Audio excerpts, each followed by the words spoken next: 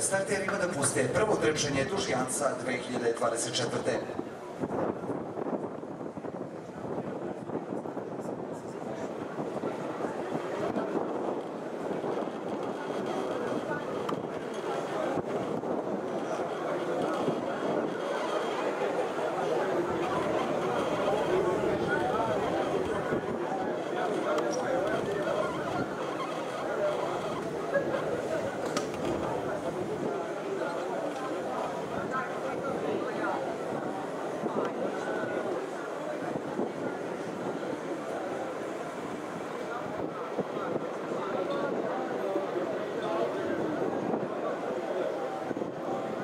I krenulo je prvo trčanje Dužjance 2024. Prenos kroz sredinu za Emida Duomo, za dugo.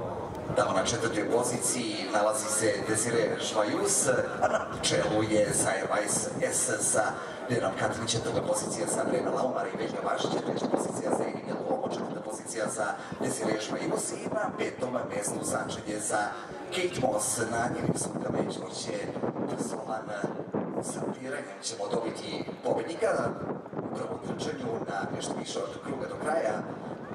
Tempo diktira Zair Weiss S sa Dejanom Katanićem, druga pozicija za Brena Laumara, treća pozicija za Amy, četvrta pozicija parkirani za Amy i Desire Žvajusa, s polja je Kate Moss sa Brzovanom.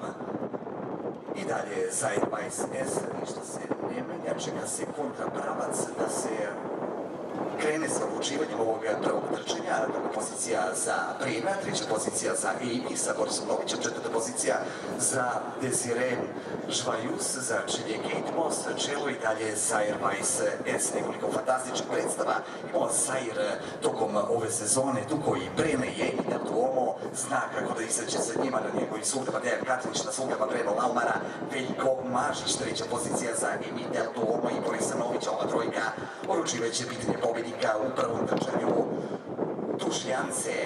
Uvećava se prednost Zair Weiss S u odnosu na Brena Laumara. Treća pozicija za Emida Duomo. Da vidimo šta će nam doneti završnica ovog prvog hita.